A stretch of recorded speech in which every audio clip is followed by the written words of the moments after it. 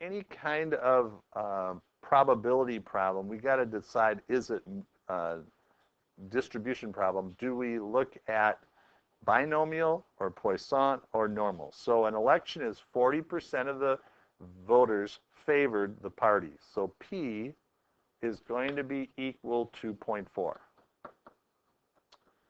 Okay. Find the probability that exactly 4 voters favored when you pick from n equal to 8. Well, if it's n equal to 8 and p equal to 0.4, I bet you we're talking what? Binomial, normal, or Poisson? Binomial. So, and they're saying exactly 4 for part A. So you just go 8, choose 4, 0.4 to the 4, 0.6 to the 8 minus 4, or just 4.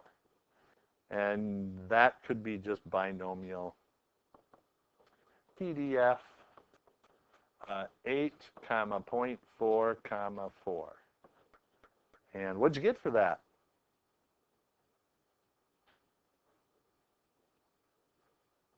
What'd you get for that? 0.23. Anybody disagree with that? All right. And then in part B, a majority of those favored the environmental party. Of those 8, what would a majority be? 5, 6, 7, or 8. So let's write those out. So probability of 0, 1, all the way to 4, 5, 6, 7, and 8.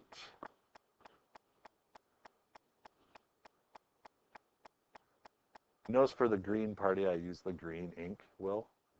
Pretty clever. And that's going to be equal to 1. They all add up to 1. Now, we want the probability of the majority, so that's going to be all of these. Those are the ones that I want. So in part B, I'm going to take 1 and subtract binomial CDF. I'm going to take 8 for my n. I'm going to take probability, still 0.4. And for CDF, I want to go 1 minus all the way to what? 4. Because I don't want 0, 1, 2, 3, 4. It's 1 minus that. And so when I use that in my calculator, what do you get?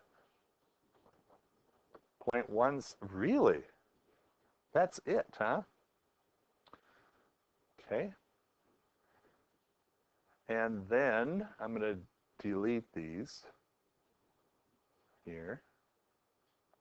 And then it says at most people favored. So at most 3. So this is going to be probability of 2,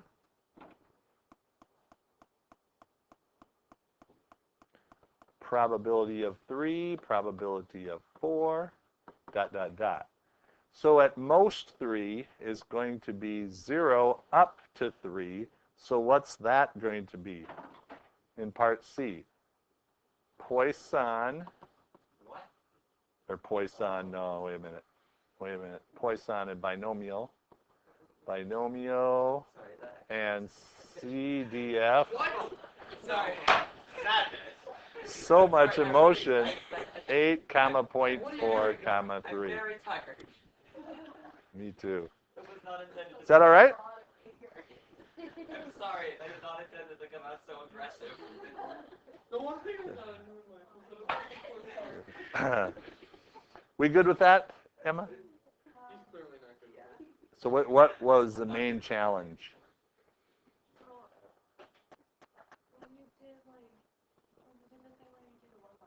Mm-hmm.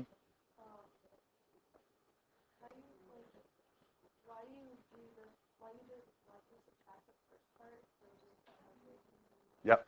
And that's because of the way the calculator is programmed. It starts at 0, starts t of 0 and stops at p of x.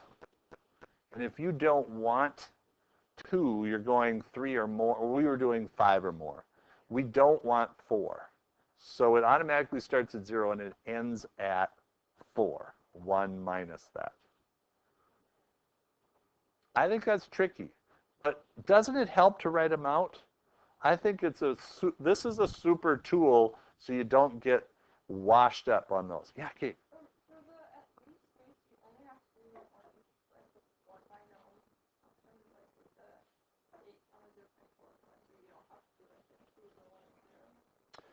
So are you that most 3? Yeah, at most 3, we're saying it could be 0, 1, 2, or 3. And since binomial starts, or CDF starts at 0, we're going to terminate at 3, and we're not doing any 1 minus. We just want to know that. Just one at a time. Yeah. And that's how it's programmed. Great questions. Thank you so much. I'm going to continue with this number 2 problem. A number of flaws are in a string. They occur at a rate of 2 every 5 meters. So lambda is 2 every 5 meters. Flaws per meter.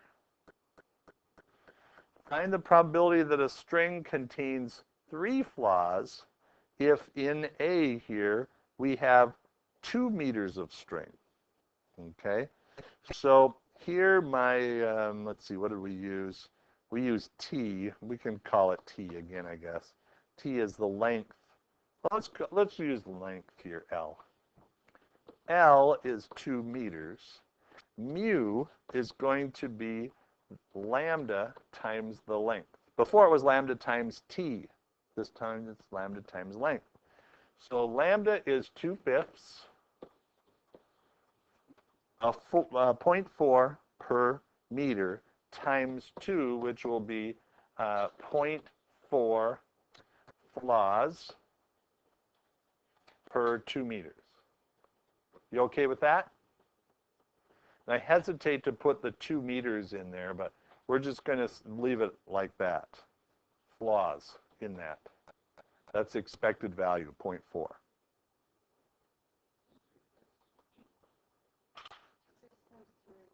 Oh, no, this will be 0.8. Yeah. 4/5 or 0.8 flaws. Almost 1. Okay, so then all you have to do is go, I'm going to do this 2 ways. The first way is going to be the probability that X and L was equal to, well, how many flaws do we want? 3. So it's going to probability that X is equal to 3 flaws in mu to the, let's see, it's e to the negative mu. I can do this for memory here. E to the negative mu, mu to the x over x factorial. So e to the negative 0.8, 0.8 to the third over 3 factorial. Or you can just go, now I can write Poisson. Poisson. PDF, Kate, because it's just the one, we're looking at just 3 flaws. Not at least 3, just 3. And this will just be 0.8, comma 3. Both of these will give the same answer. Anybody get one of those? Point what? What's that? 0.038. Anybody second that? In IB, we go right 4 decimals and round to 3. And then 10 meters of string, you just change this to a 10.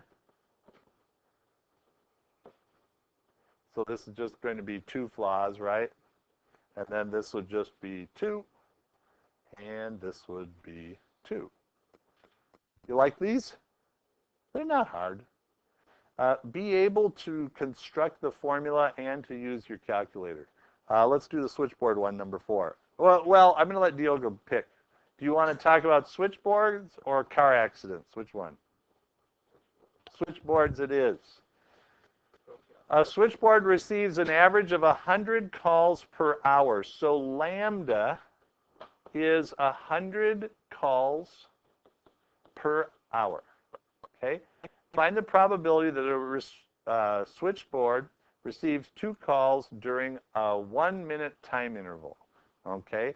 So we might want to change this to 100 calls per 60 minutes. And what is that? 5/3? 5/3, right? Calls per minute. All right. So the switchboard receives 2 calls during a 1-minute interval. So in part A, mu is going to be lambda times t. And so we're going 5/3 times 1, which is 5/3. And then in B, well, I'm going to finish this here then. Probability that x equals 2 is going to be e to the negative 5/3 times 5/3 to the 2 over 2 factorial.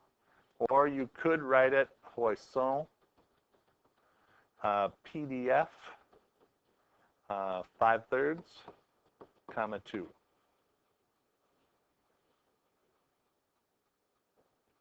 And then for 4B, the switchboard receives at least 2 calls during a 2-minute time interval. Now, turn to your neighbor, see if you can maneuver your way through this. All right, so let's talk about at least 2 calls. So this is my suggestion. If you do this on a test, I can almost guarantee you'll get it right every time. If you don't, I give you like a Poisson distribution of about 0.2. I don't know if that worked, but all right. So 0, 1, 2, 3. When do we stop for Poisson? Infinity. That's the cool thing about Poisson, is that we could have an infinite number of calls. You couldn't, but let's say you could have a lot of calls, maybe 30 calls in a minute. Right? So that has to add up to 1. So when we're talking at least 2 calls, then we're talking about 2 to infinity. So which ones really do we have to know? 0 and 1, and that's it. Well, let's do this a couple ways. First of all, we need to find the mu. Mu is going to be equal to lambda times t. Lambda was 5/3 per minute. How many minutes are we looking at this time? 2. So this is going to be 10/3 calls is my expected value. So probability that x is greater than or equal to 2 is going to be 1 minus the probability of 0, which is e to the negative 10/3 times 10/3 to the 0 over 0 factorial minus what else? What else should we subtract? E to the negative 10/3 to the 1 over 1 factorial. So working it out that way, and I could see in paper 1 you have to do that, because this is a reasonable calculation that you could leave in terms of e to the negative 10/3. They would expect you to do that. And then calculator-wise, what would you do? 1 minus, then you'd go Poisson CDF, because it's going to be more than 1. You have an expected value of 10/3, and you're going to go up to and stop at 1, because you're going to exclude 0 and 1. Starting to make sense? All right, that's it for the video. You do number 8. brilliantly for me.